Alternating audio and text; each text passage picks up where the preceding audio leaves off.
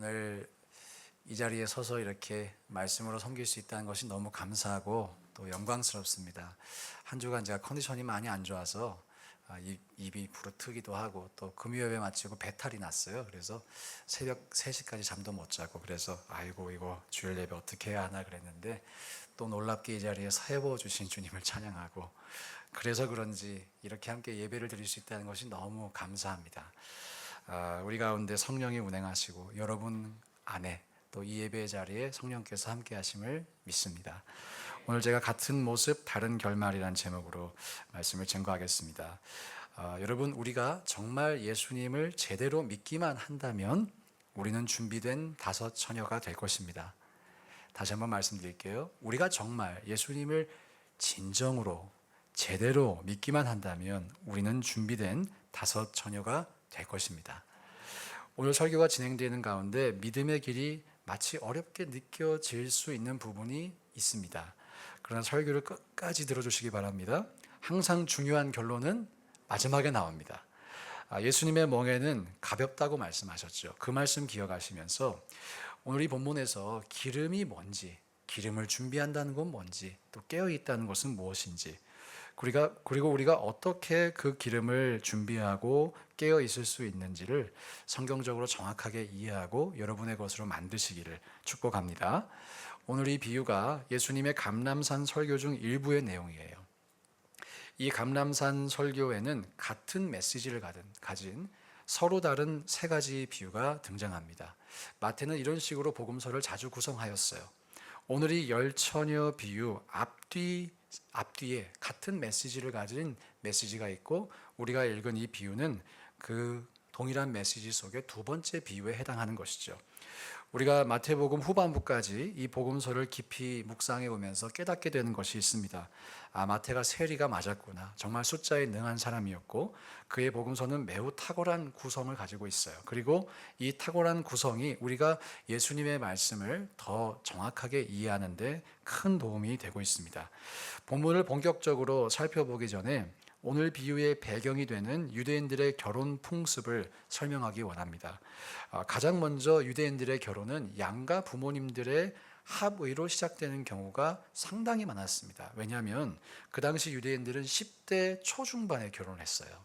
그러다 보니까 결혼 당사자보다는 부모에게 조금 더 그 무게가 실려 있었습니다. 이렇게 양가가 합의를 하면 정혼이란 것을 합니다.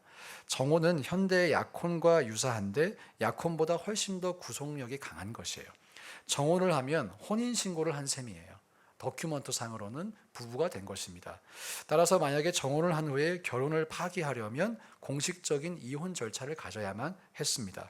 자, 이렇게 정혼을 하고 실제 혼인을 하기까지 기간이 있어요.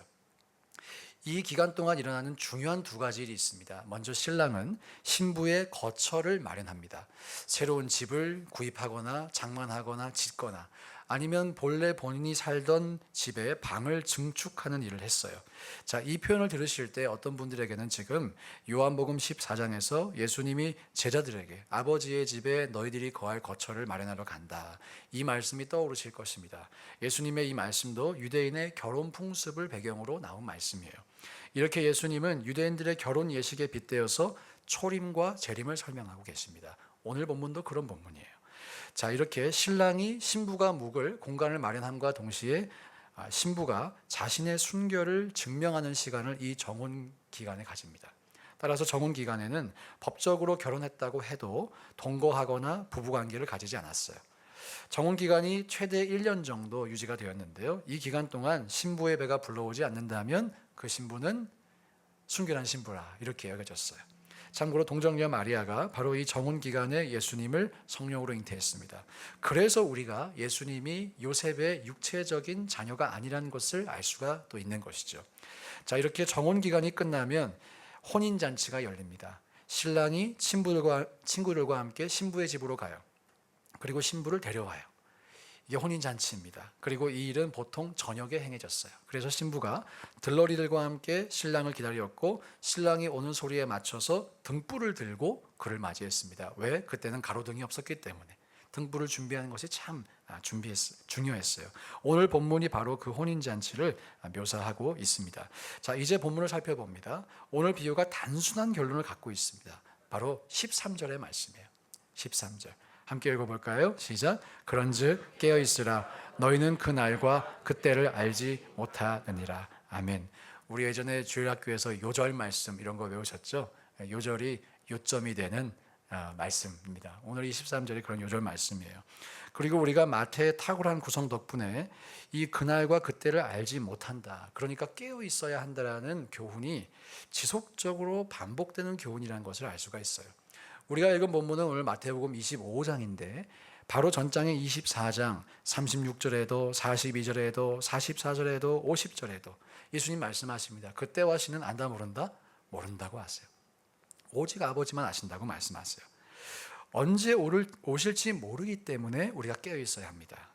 자, 이 분명한 결론을 바탕으로 제가 비유를 이해하기 위한 5가지 키워드에 대한 설명을 좀 드리고자 합니다. 그리고 말씀드린 것처럼 가장 중요한 대답은 언제 나온다? 마지막에 나옵니다. 자, 가장 먼저 신랑은 누구일까요? 너무 쉽습니다.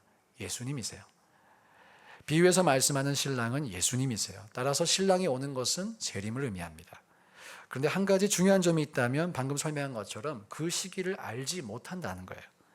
우리는 종말의 징조는 알 수 있어요. 예수님이 징조는 말씀해 주셨죠. 끝의 시작, 끝의 시작, 이런 일이 일어날 거야 라고 하면서 해산이 임박했음을 알 수는 있지만 특정한 날, 특정한 때는 절대로 알지 못합니다. 마태복음 24장 36절에 예수님은 종말의 때와 시는 아들도 모르고 오직 아버지만 아신다고 말씀하셨어요. 자, 그러므로 우리가 종말의 때를 모른다고 결론 내려야 합니다. 그래도 괜찮고 사실 그래야만 합니다. 그리고 바로 그렇기 때문에 오늘 비유가 중요해집니다. 그때가 언제일지를 아는 것과 모르는 것 사이에는 큰 차이가 있기 때문이에요. 우리는 그때가 언제인지 모르기 때문에 깨어 있어야 합니다. 깨어 있어야 돼요. 자, 두 번째, 이제 열 처녀가 누구인지 살펴보겠습니다. 숫자를 주목해 보세요. 10명입니다. 유대인들의 완전수였던 3과 7의 합이죠. 유대인들은 숫자 10도 참 좋아했던 것 같아요. 10계명이 있어요. 또 역사학자 요세푸스는 6월절 식사를 하려면 최소 인원이 필요했는데 10명의 남자가 필요했다라고 기록하고 있습니다. 또 회당, 시나고그를 구성하려면 10명의 남자가 있어야 한다고 기록이 있습니다. 결혼 축복을 하기 위해서도 10명의 남자가 필요했어요. 이런 점에서 오늘 비유에는 유대인의 여러 잔치와 의식에서 흔히 볼 수 있는 전형적인 숫자 10명의 처녀가 등장합니다. 자, 그런데 이 10명의 처녀가 다 뭘 들고 있죠 지금? 횃불을 들었어요. 횃불을 들었다는 것은 이 처녀들이 지금 혼인잔치에 청함을 받았다는 의미입니다. 이 사람들은 모두 신부를 알고 신랑을 압니다. 아마 그래서 기록되어 있지 않지만 혼인잔치에 합당한 예복도 준비해 놓았을 것입니다. 그리고 청함을 받고 이제 예식에 참석하려고 하였어요. 이런 정황을 미루어서 많은 주석가들은 이 10명의 처녀가 곧 예수를 믿는다고 말하는 신자들로 이해합니다. 신자가 아니라면 예수님의 재림에 관심이 없겠죠. 신자가 아니라면 횃불을 들고 있지 않을 것이에요. 자, 겉으로만 보면 10사람은 지금 다 똑같아 보여요. 그러나 그들은 본질적으로 매우 달라요. 겉은 같은데 속은 달라요. 예수님은 그러나 사람의 마음을 보시는 분이시기 때문에 오늘 본문 2절에서 그들의 속마음을 보십니다. 그리고 이 10처녀를 두 부류로, 두 카테고리로 구분하시죠. 바로 미련한 5처녀와 슬기 있는 5처녀입니다. 이 두 부류의 사람들은 겉은 같고 또 비슷한 행동을 하지만 결정적인 차이를 가지고 있습니다. 그 차이가 무엇인지 3절과 4절에서 한번 확인해 보겠습니다. 함께 읽습니다. 시작. 미련한 자들은 등을 가지되 기름을 가지지 아니하고 슬기 있는 자들은 그릇에 기름을 담아 등과 함께 가져갔더니. 슬기 있는 자들이 먼저 그릇을 준비했어요. 그릇. 왜일까요? 그릇이 있어야 기름을 담을 수가 있죠. 기름을 보관하기 위해선 당연히 그릇이 필요합니다. 그런데 미련한 자들은 횃불만 가지고 있어요. 그리고 그릇을 준비하지 않았어요. 그들이 그릇을 준비하지 않았다고 하는 이 사실에서 그들은 기름을 준비할 마음도 없었다는 것을 우리는 알게 됩니다. 자, 참고로 중요한 것, 그 당시에 기름과 그릇은 모두 구하기가 쉬운 것이었어요. 구하기 어려운 것이 아니었어요. 구하기 불가능한 것은 더더욱 아니었어요. 요즘으로 치면 집 앞 5분 거리에 있는 CVS나 월그린에 가서 타이레놀을 사오는 거예요. 마음만 있다면 언제든 구할 수 있었어요. 낮에는 구할 수 있었어요. 그러나 밤에는 구할 수가 없었습니다. 기름과 그릇이 언제든지 마음 먹으면 구할 수 있는 것이니까 어쩌면 그 이유 때문에 이 미련한 처녀들은 그것을 나중에 준비하려고 했을지도 모르겠습니다. 그런데 결과적으로 그들은 준비하지 않았죠. 마음이 없었기 때문이에요. 마음이 조금은 있었을지라도 다른 것에 마음이 다 빼앗겨 있었기 때문일 거예요. 여러분 보세요. 구원을 얻는 것은 불가능한 무언가를 달성하는 것이 절대로 아닙니다. 아주 작게 보일 수도 있는 것을 준비하는 거예요. 마음의 방향이고 진정성이에요. 참고로 예수님의 비유 속에서 이 기름은 나누어 줄 수 있는 것이 아니었습니다. 이 지점에서 이 비유가 실제와 조금 달라집니다. 그리고 메시지가 있다는 것을 우리가 알게 돼요. 솔직히 기름 조금 나눠 줄 수 있죠. 왜 못하겠어요? 하지만 예수님은 이 기름이 나누어 줄 수 있는 성격이 아니라고 말씀하세요. 이것은 영적인 것을 의미하기 때문이에요. 여기서 우리가 구원이 개인적인 것임을 다시 한번 확인합니다. 왜냐하면 믿음이란 예수님과 개인적이고 인격적인 관계를 갖는 것을 의미하기 때문이에요. 오늘 본문에서 예수님은 미련한 5 처녀들을 향해서 뭐라고 말씀하세요? 내가 너희를 도무지 알지 못한다고 말씀하세요.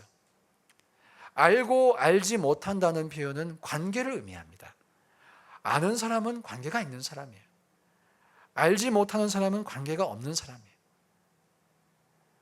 이렇게 예수님과의 개인적이고 인격적인 관계는 빌려오거나 빌려줄 수 있는 것이 아니에요. 그래서 우리가 다른 사람의 믿음으로 구원받을 수 있을까요? 없을까요? 없다고 성경은 말씀합니다. 그러므로 저는 여러분 모두가 예수님과 개인적이고 인격적인 관계를 가지시기를 주의 이름으로 축복합니다. 세 번째, 깨어있으라는 것은 무슨 의미일까요? 먼저 본문에서 깨어있다는 표현은 물리적으로 잠을 자지 말라는 표현이 절대로 아닙니다. 저는 이렇게 신앙의 여정을 오면서 실제로 이 본문을 가지고 잠을 자면 안 된다고 설교하는 목사님의 설교를 들은 적이 있어요. 근데 그분도 주무신대. 그 말이 아니에요. 이 본문 속에서 슬기로운 처녀도 잠을 잤나요? 안 잤나요? 잠을 잤어요. 따라서 깨어있으라는 의미는 물리적으로 깨어있으라는 의미가 아니라 영적으로 깨어있으라는 의미예요. 또한 여기서 깨어있으라는 말은 구원을 위해 모든 일상의 삶을 다 멈추고 기도원에 가서 살라는 의미가 아니에요. 그 증거가 무엇입니까? 예수님은 오늘 본문 바로 직전에 나오는 본문에서 재림이 어떻게 일어날 것임을 설명하세요. 재림이 우리의 일상생활 가운데 평범한 일상 속에서 일어날 것을 설명하세요. 다 함께 마태복음 24장 40절부터 42절까지 함께 읽습니다. 시작. 그때에 2 사람이 밭에 있음에 2 여자가 맷돌질을 하고 있음에 한 사람은 데려가고 한 사람은 버려둠을 당할 것이니라. 그러므로 깨어있으라. 어느 날에 너희 주가 임하는지 너희가 알지 못함이니라. 자, 여기서도 예수님께서 깨어있으라고 말씀하십니다. 그런데 바로 그 전에 나오는 2 사람이 밭에 있다고 하죠. 지금 일하고 있는 거예요. 출근했어요. 직장에서 일하고 있습니다. 2 여자가 맷돌질을 하고 있습니다. 평범한 일상을 살다가 재림을 맞이하는 것입니다. 그들은 모두 깨어있는 사람이었어요. 즉 깨어있으라는 표현은 오직 영적인 활동만을 위해 모든 일상을 중지하라는 명령이 절대로 아닙니다. 오히려 평범한 일상을 살아가는 것을 전제로 하고 있어요. 그리고 더 나아가서 우리가 평범한 일상 속에서 청지기로서의 삶을 신실하게 사는 것을 의미합니다. 그리고 이 지점에서 우리가 기름의 의미가 무엇인지를 알 수 있게 돼요. 자, 기름이 뭘까요? 기름이 무엇일까요? 누군가는 이 기름을 믿음이다. 또 누군가는 이 기름이 성령의 기름 부으심이다. 또 누군가는 행함이다. 이렇게 설명하려고 하였습니다. 이 기름의 의미를 우리가 알기 위해 가장 좋은 방법은 문맥의 도움을 받는 것입니다. 앞서 말씀드린 것처럼 예수님은 똑같은 메시지를 서로 다른 가르침으로 우리에게 제공하고 계세요. 마태가 그것을 한데 묶어 놓았어요. 오늘 열 처녀 비유 앞에는 충성되고 지혜 있는 종에 대한 이야기가 나오고 이 열 처녀 비유 뒤에는 달란트의 비유가 나와요. 먼저 본문 앞에 나오는 충성되고 지혜 있는 종은 누구인가요? 때를 따라 양식을 나눠주는 종입니다. 성경에서 충성되다는 것은 한결같다는 의미예요. 이 사람이 한결같아요. 우리에게도 한결이가 있는데 한결같이 이래요. faithful한 사람이죠. 그래서 주인이 올 때도 한결같이 일하고 있었던 거예요. 그런데 악한 종은 어떤 사람이었나요? 48절부터 51절까지 말씀 함께 읽습니다. 시작. 만일 그 악한 종이 마음에 생각하기를 주인이 더디 오리라 하여 동료들을 때리며 생각하지 않은 날 알지 못하는 시각에 그 종의 주인이 이르러 엄히 때리고 외식하는 자가 받는 벌에 처하리니 슬피 울며 이를 갈리라. 자, 이 악한 사람이요 지혜 없는 다섯 처녀와 많이 닮아 있죠. 처녀들이 신랑이 늦게 올 것이라고 생각을 했던 것처럼 이 사람들도 주인이 더디 올 것이라고 생각을 했던 것이에요. 처녀들이 그래서 쉽게 구할 수 있는 기름과 그 그릇을 구하지 않았던 것처럼 이 악한 사람들도 해야 할 일을 하고 있지 않았어요. 그리고 예수님은 51절에서 이 사람들을 외식하는 자들과 동일하게 대하신다고 말씀하십니다. 본문 한번 띄워주세요. 이 사람들을 외식하는 자가 받는 벌에 처할 것이라고 말씀하세요. 실제로 그들이 외식하는 자라고 주님은 간주하셨던 것입니다. 왜 그랬을까요? 신실한 척 겉으로는 했지만 실제로 신실하지 않았기 때문이죠. 외식하는 자, 이 말을 들을 때 우리가 자주종종 떠올리는 사람들이 있습니다. 예수님 당시에 바리새인들, 서기관들, 종교 엘리트들이 그런 사람이었어요. 겉과 속이 다른 사람들이었어요. 겉으로는 하나님을 사랑하는 척했지만 속으로는 사랑하지 않았습니다. 오늘 열 처녀의 비유 속에서 외식하는 이 사람, 또 게으른 종들에 대응하는 존재들은 누구예요? 미련한 처녀들이에요. 겉으로는 준비가 되어 있는 것 같았지만 속으로는 준비되지 않았습니다. 우리 기억하기 원합니다. 예수님은 겉과 속의 일치를 원하십니다. 특별히 우리의 속에, 우리의 내면에 진짜 믿음이 있는지를 오늘 본문을 통해 우리가 점검하기를 원하십니다. 이제 열 처녀 비유 이후에 등장하는 달란트 비유를 살펴봅니다. 달란트 비유의 메시지는 그 핵심이 요절이 주인의 칭찬과 책망에서 확인돼요. 다 함께 21절 말씀 함께 읽습니다. 시작. 그 주인이 이르되 잘하였도다 착하고 충성된 종아 내가 적은 일에 충성하였음에 내가 많은 것을 내게 아끼리니 내 주인의 즐거움에 참여할지어다 하고. 자, 이게 지금 5달란트 받았던 사람이 들었던 칭찬인데요. 23절은 2달란트 받았던 사람의 칭찬이 이제 기록되어 있는데 21절과 23절이 토시 하나 다르지 않고 똑같습니다. 주님이 똑같이 칭찬하세요. 여기서 사용되는 표현을 보시기 바랍니다. 착하고 충성된 종이라고 하죠. 방금 우리가 읽었던 비유 앞에 등장하는 충성되고 지혜로운 종에 대응하는 표현이에요. 그리고 주목하시기 바랍니다. 이 사람은 적은 일에 충성하였어요. 적은 일이란 표현에 주목하시기 바라요. 기름과 그릇을 준비하는 일은 큰 일이 아니었어요. 적은 일이었어요. 누구나 할 수 있는 일이었어요. 하나님이 우리에게 기대하시는 것은 큰 일이 아니에요. 적은 일이에요. 반면에 책망을 들은 종은 무엇라고 책망을 듣나요? 악하고 게으른 종이라고 책망을 들어요. 그는 주인으로부터 받은 명령을 행하지 않았죠. 주인이 기대한 바를 이행하지 않았죠. 근데 더 중요한 핵심이 무엇이에요? 그 뜻대로 살려고 하지 않았어요. 그 속에 주님의 뜻대로 살려고 하는 마음이 없었다는 거예요. 자, 오늘 이 열 처녀의 비유를 앞뒤로 감싸고 있는 이 이야기들을 생각해 보십시오. 착하고 지혜롭고 충성된 종, 악하고 게으른 종, 뭐 아니면 도, 두 가지 분류를 제시하고 있죠. 이 이야기는 오늘 열 처녀의 비유와 동일한 메시지를 주고 있어요. 여러분, 열 처녀의 비유는 청지기적 삶을 의미합니다. 또 다르게 표현하자면 예수님을 진짜 믿고 그 믿음대로 살아가는 삶을 의미합니다. 열 처녀들에게는 자신들에게 맡겨진 일이 분명히 있었어요. 말씀드린 것처럼 결혼 예식에서 횃불을 밝히는 것은 그 예식을 진행하는데 너무너무 중요한 일이었어요. 이것이 그들의 청지기적 사명이자 부르심이었습니다. 그리고 그 일을 위해 그들은 준비해야 할 일이 있었죠. 이 일을 신실하게 행한 신실한 청지기들은 잔치에 참여했지만 반면에 신실하지 않은 사람들은 쫓겨났어요.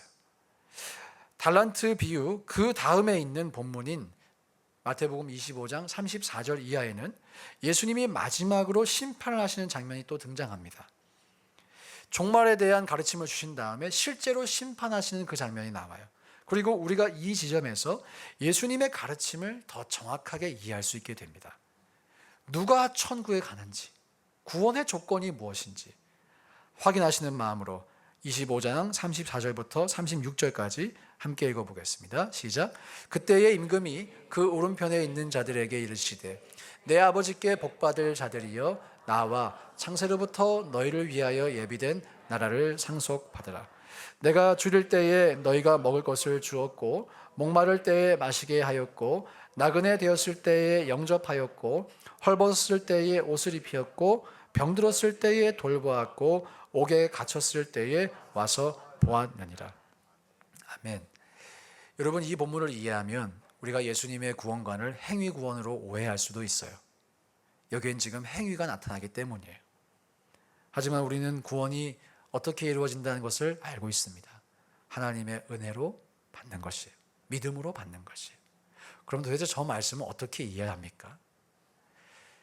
진짜 믿으면 그 믿는 대로 산다는 거죠. 진짜 믿음을 가지라는 거예요. 저 말씀의 요약은 우리가 지난주에 들었던 이웃 사랑에 해당하는 말씀이에요. 예수님의 가르침을 우리가 기억하고 용서하기 힘들어도 용서하려고 하고 사랑하기 힘들어도 사랑하려고 할 때 우리는 우리도 모르게 예수님께 기쁨을 드리고 예수님의 마음을 시원케 하고 예수님이 주실 때 먹을 것을 드리고 그런 삶을 살아갈 수가 있다는 것이에요. 사랑하는 여러분, 오늘 우리가 살펴본 모든 본문을 통해서 우리는 예수님이 정의하시는 진짜 믿음이 무엇인지를 쉽게 알 수 있습니다. 예수님이 말씀하시는 진짜 믿음은 행동으로 이어질 수 있는 믿음이에요. 그러므로 깨어서 기름을 준비한다. 기름, 깨어있다. 이게 다 무엇일까요? 기름이 뭘까요? 기름은 진짜 믿음이에요. 기름을 준비하는 것은 무엇입니까? 지금 내 안에 진짜 믿음이 있는지를 점검해 보는 거예요. 이것은 어려운 일이 아니에요. 여러분, 오늘 다 그 기름을 가지고 돌아가시길 축복합니다. 그리고 나중에 누가 이 기름 사야지 구원받을 수 있다고 그런 이상한 소리 하면 절대 사지 마시길 축복합니다. 제가 볼 때 그런 분 나올 확률이 있어요. 기름을 준비하고 깨어있는 삶을 산다는 것은 예수님을 믿는 진짜 믿음을 가지고 우리의 일상을 성실하게 살아가는 것을 의미합니다. 청지기적 삶을 의미한다는 거예요. 그리고 이것은 마태복음 전체에서 나타나는 예수님의 가르침과 매우 반복적인, 매우 강력한 주제예요. 예수님은 이 말씀을 한 번 하지 않으셨어요. 예를 들어 마태복음 7장에서도 반석 위에 지은 집과 모래 위에 지은 집이 나오죠. 그때 예수님께서 거짓 선지자들을 향해서 그들의 열매로 그들을 알리라 라고 말씀하셨어요. 20절에서. 또 21절에서 나더러 주여 주여 하는 자마다 다 천국에 들어갈 것이 아니라고 말씀하셨어요. 여러분, 지금 주여 주여 하는 사람들은 예수를 믿는다고 생각하는 사람들이에요. 그렇지 않고서야 주님이라고 고백할 일이 없겠죠. 근데 자기 확신으로, 자기 착각으로, 자기 마음대로 믿는 사람이 천국 갈 수 없다는 거예요. 누가 간다고 하십니까? 다만 하늘에 계신 내 아버지의 뜻대로 행하는 자라야 들어가리라. 근데 여기까지는 청중이 거짓 선지자들입니다. 거짓 선지자들에 대한 말씀이에요. 경고예요. 그런데 예수님께서 24절에서 그 대상을 확장하세요. 그 말씀을 하신 직후에 누구든지 나의 이 말을 듣고 행하는 자는 그 집을 반석 위에 지은 지혜로운 사람 같다고 말씀하세요. 누구든지 이 말씀을 들어야 한다는 것이에요. 자, 여러분, 다시 질문 드립니다. 이것이 행위 구원인가요? 아니에요. 예수님 말씀대로 그러면 우리가 그 말씀 다 지키려고 하면 지킬 수 있어요? 지킬 수 있는 분 다음 주 설교 부탁드립니다. 절대로 지킬 수 없어요. 예수님이 지속적이고 반복적으로 강조하시는 것은 진짜 믿음을 가진다면 그 진짜 믿음은 우리로 하여금 행동하게 한다는 거예요. 진짜 믿음은 게으르지 않고 우리가 신실하게 살게 한다는 거예요. 진짜 믿음은 우리가 충성된 청지기로서 살게 한다는 거예요. 사소해 보이는 그릇과 기름도 준비한다는 거예요. 바울의 표현을 빌리자면 진짜 믿음은 경건의 모양과 경건의 능력이 함께 있습니다. 야고보의 표현을 빌리자면 진짜 믿음은 죽은 믿음이 아니라 살아있는 믿음입니다. 사랑하는 여러분, 이 진짜 믿음 오늘 가지시기를 축복합니다. 마태도 3이라는 숫자를 좋아하는 것 같아요. 저도 그래서 미국 개신교회에서 아주 중요한 역할을 감당하셨던 3명의 목회자의 인용 구문을 좀 소개하기 원합니다. 먼저 개혁주의 신학을 하셨죠. 장로교 신학을 하신 R.C. 스프롤 목사님이 이렇게 말씀하셨어요. 참된 믿음, 곧 우리를 그리스도와 연결시키는 믿음은 반드시 행함으로 나타납니다. 우리 리포럼드 에리아에서는 전설적인 분이세요. 그리고 우리 침례교 목사님이었던 존 파이퍼 목사님 이렇게 소개하십니다. 순종과 사랑은 우리가 거듭났으며 오직 믿음으로 그리스도와 참되게 연합되었다는 사실을 입증하는 필수적인 확증입니다. Necessary confirmations. 순종과 사랑이 구원의 방법은 아닙니다. 오직 믿음으로 구원받죠. 그런데 우리가 말하는 그 믿음이 진짜 있다면 우리의 내면이 변화되어 하나님께 순종하기 원하게 되고 하나님을 사랑하게 된다는 거예요. Grace Community Church, Non-Denomination Church이죠. 조교파교에서 목회하셨던 존 메가던 목사님, 자신의 저서였던 예수님의 복음에서 이렇게 설명하셨어요. 복음이 요구하는 믿음은 죄인이 자신의 죄를 회개하고 그리스도의 권위에 복종하는 것을 전제로 합니다. 다 교파는 다르셨지만 성경이 말씀하는 복음을 설명하기 위해 최선을 다해서 노력하신 분들이셨어요. 사실 저분들이 저렇게 말씀하시는 역사적인 배경이 있습니다. 미국 개신교 20세기 후반에 1980년대에 이런 주장을 하시는 분이 계셨어요. 예수님을 구세주와 주님으로 믿어야 하는데 주님으로 안 믿어도 구원받는다 라고 주장하신 분들이 계셨어요. 이분들의 진영을 Free Grace라고 해요. 그러니까 순종 안 해도 회개 안 해도 오직 믿음으로 구원받는 거 아니냐. 그러나 여러분 기억해야 합니다. 주 예수를 믿으라고 성경은 말씀하셨어요. 사도 바울이 늘 서신을 쓸 때마다 어떻게 자기를 소개하나요? 예수 그리스도의 종이라고 말해요. 그 말은 예수님이 나의 주님이란 뜻이에요. 예수님의 모든 제자들, 예수님을 뭐라고 불렀어요? 형이라고 불렀습니까? 주님이라고 불렀어요. 여러분, 우리는 예수님을 구세주이자 주님으로 믿습니다. 구세주이자 주님으로 믿는 그 믿음이 참 믿음입니다. 이 학자들이 이렇게 말했다고 해서, 목사님들이 말했다고 해서 이것이 진리일까요? 그렇진 않겠죠. 그렇게 말한다면 어폐가 있겠죠. 예수님을 구세주이자 주님으로 믿으라고 하는 이 명령은 예수님의 말씀이에요. 예수님의 가르침이에요. 사랑하는 여러분, 기름을 준비하시길 축복합니다. 진짜 믿음을 갖자는 것이에요. 그래서 믿는 대로 사는 그 열매가 나타나시길 또한 축복합니다. 자, 이 열매에 대한 부분은 좀 이따 다시 설명드릴게요. 그리고 이 기름 언제 준비해야 될까요? 맞아요, 지금. 예수님이 내일 오실지도 몰라요. 근데 솔직히 예수님이 오늘은 안 오실 것 같아, 그죠? 어제도 안 오셨잖아. 이게 우리가 변화시켜야 될 마음가짐이에요. 그때와 시를 알지 못한다. 그리고 2000년이 지나니까 솔직히 오늘 내일은 안 오실 것 같아. 우리가 이 마음 변화시켜야 합니다. 그릇과 기름을 준비하는 것 어려운 일이 아니에요. 여러분, 오늘 이 설교를 통해서 우리의 마음속에 진짜 믿음이 있는지 반드시 점검해 보시기 바랍니다. 그리고 없으면 어떻게 하면 될까요? 하나님이 주시니까 받아가면 됩니다. 받아가시길 축복합니다. 마지막 5번째 질문, how입니다. 여러분, 기름을 준비하자고 했어요. 깨어있자고 했어요. 근데 어떻게 하나요? 저는 이 질문과 대답이 오늘 설교에서 가장 중요한 부분이며 우리의 신앙생활에서 절대로 잊지 말아야 할 매우 중요한 가르침이라고 생각합니다. 자, 질문 드릴게요. 여러분, 우리를 거룩하게 하고 믿음에 합당한 삶을 살게 하는 주도권을 가지신 분이 누굽니까? 1번 하나님, 2번 하나님. 누구예요? 하나님이세요. 만약 여러분이 성경적인 구원관을 갖고 계시다면 설교의 시작부터 지금 이 순간까지의 내용이 전혀 바돌되지 않으셨을 거예요. 올바른 구원관은 구원 자체가 나로부터 시작된 것이 아니라 은혜로부터 시작되었다는 것을 고백하는 것입니다. 우리는 전적인 하나님의 은혜로 구원을 받았습니다. 이 사실을 믿으셔야 돼요. 여러분 하나님이 전능하시다고 믿으십니까? 왜 이렇게 아멘이 적으세요? 여러분이 만약 하나님을 전능하시다라고 믿지 않으신다면 여러분이 믿는 하나님은 하나님이 아니세요. 여러분이 만약 전능하신 하나님을 믿고 계시지 않다면 사실 여러분은 신앙생활을 안 하고 계신 거예요. 전능하신 하나님을 믿으시길 축복합니다. 우린 단 한 번도 예수님을 보내달라고 요청한 적이 있습니까? 없습니까? 이 일을 상상할 수도 없었죠.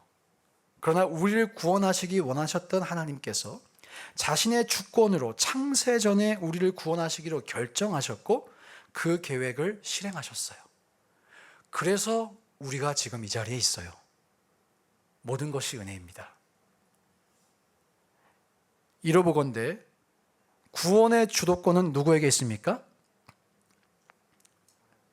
지금 대답이 잘 안 나오시면 설교 한번 더 들으셔야 돼요. 1번 하나님, 2번 하나님, 하나님, 3번도 하나님. 그럼 우리가 믿음을 갖게 된 이 믿음의 주도권 누구에게 있나요? 하나님이에요. 자, 중요한 질문, 또 쉬운 질문. 그러면 지금 믿는 대로 살자고 했죠. 믿는 대로 살아가는 삶의 주도권은 누구에게 있나요? 하나님께 있어요. 이때 지금까지 설교 들으면서 그래, 결심했어. 오늘부터 똑바로 살아보겠어. 지금까지 많이 하셨잖아요. 근데 그 며칠 갑니까? 길어야 3일 갑니다. 빌립보서 1장 6절은 증거합니다. 함께 읽습니다. 시작. 너희 안에서 착한 일을 시작하시니가 그리스도 예수의 날까지 이루실 줄을 우리는 확신하노라. 아멘. 여러분, 우리 안에 일어난 착한 일이 무엇일까요? 구원의 일입니다. 그 일을 누가 시작하셨습니까? 하나님이 하셨습니다. 그 하나님께서 야, 이제 너 구원해 줬으니까 이제 우리 관계는 여기까지야. 좀 적당히 거리 두자라고 절대로 말씀하지 않으시고 그리스도 예수의 날까지 그분의 뜻을 이루어 가십니다. 확신하시길 축복합니다. 한 구절 더 소개합니다.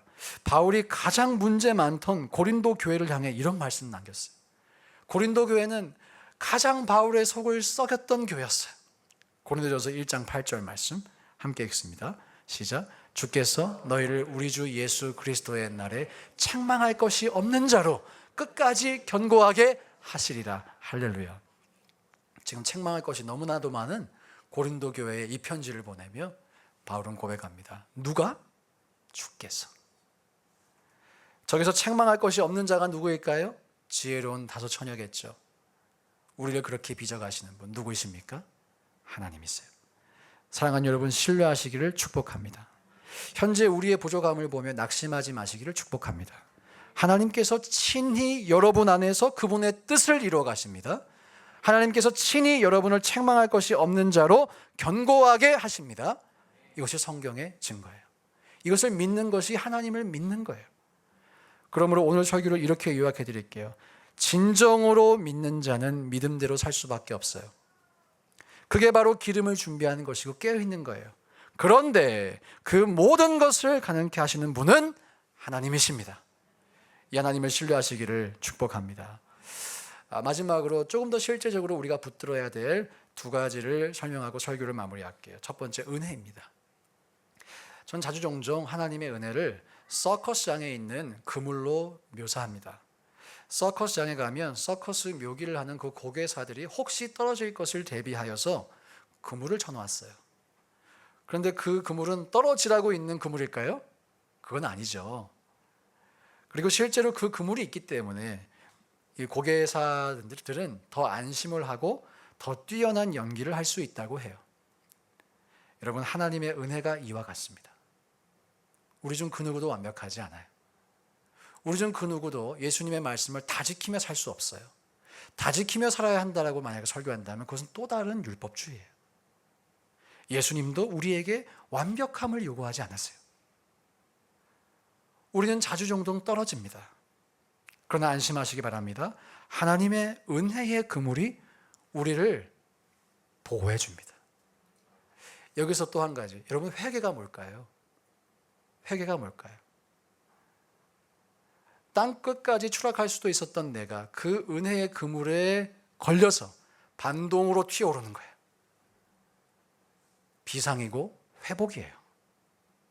우리가 억지로 쥐어짜내며 하는 것이 아니에요. 그 은혜의 반동으로 다시 비상하는 것이 회개입니다. 할렐루야. 이 은혜는, 이 그물의 목적은 우리로 하여금 떨어지게 하지 않고 더 나은 신앙인이 되도록 합니다. 사도 바울도 로마서 6장 1절과 2절에서 이렇게 고백해요. 함께 읽어볼까요? 시작. 그런즉 우리가 무슨 말을 하리요? 은혜를 더하게 하려고 죄에 거하겠느냐? 그럴 수 없느니라. 죄에 대하여 죽은 우리가 어찌 그 가운데 더 살리요? 예, 우리가 언제 은혜를 깨닫습니까? 나 같은 죄인 살리신, 나의 죄가 깨달아질 때 그 죄의 깊이만큼 은혜가 커집니다. 그런데 그렇다고 해서 은혜를 더 깨닫고 싶어서 계속 죄를 지을 수 있습니까? 없습니까? 그럴 수는 없다는 거예요. 근데 그게 왜 안 되나요? 우리의 결단과 의지가 아니라 우리의 신분이 완전히 바뀌었기 때문이에요. 죄에 대해서 우리가 죽어버렸기 때문이에요. 이제 우리가 하나님의 자녀가 되었기 때문이에요. 그 일을 하나님께서 이루어 가신다는 거예요. 진정한 은혜는 우리의 방향을 변화시킵니다. 죄가 아닌 의를 사랑하게 합니다. 아래로 내려가지 않고 반동으로 위로 튀어오르게 합니다.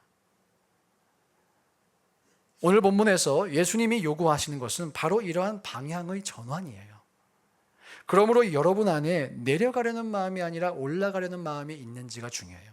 실제로 올라가든 내려가든 그거 관계없이 여러분 마음의 진정한 마음의 중심에 하나님을 사랑하려는 마음이 있는가가 중요합니다.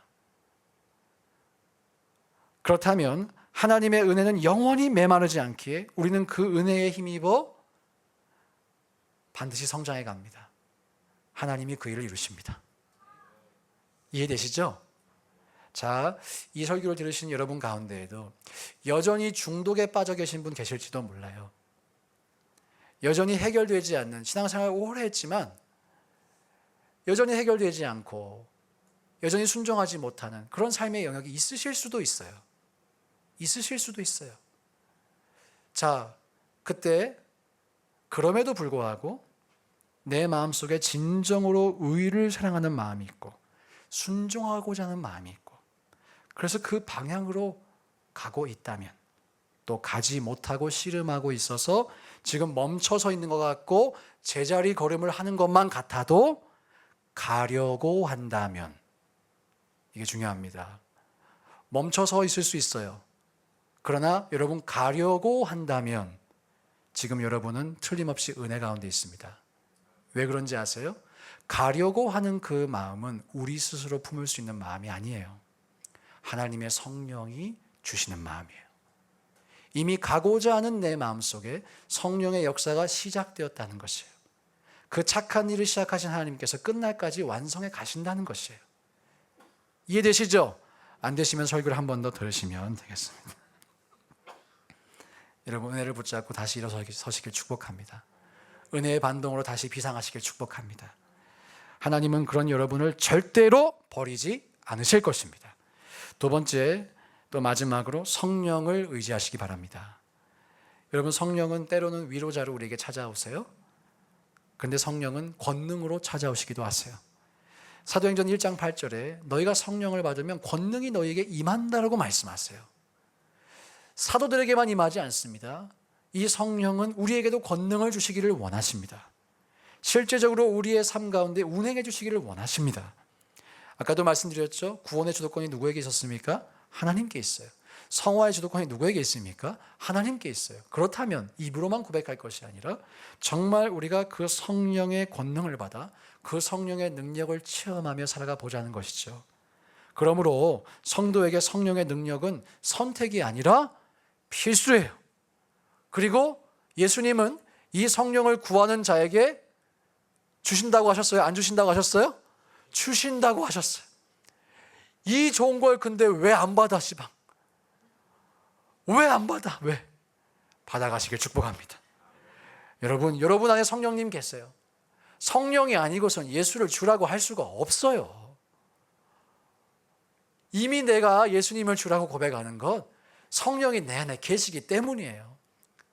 그러면 이미 성령님 내 안에 있는데 왜 또 받으라고 하고 왜 또 충만해지라고 하세요? 라고 질문하실지도 모르겠지만 성경은 바로 그 예수님을 믿은 성령이 내주하고 있는 성도들을 향해서 성령을 소멸하지 말고 성령으로 충만하라고 권면합니다. 여러분 이 권면 받고 성령 충만하시기를 축복합니다. 오늘 어쩌면 우리 가운데 준비되지 않았던 분이 준비되는 역사가 일어났을 수도 있습니다. 이 말씀 속에서. 오늘 저 문 나가시기 전에 다 기름을 준비하시는 우리 모두가 되시기를 주님의 이름으로 축복합니다. 기도하겠습니다. 하나님 아버지,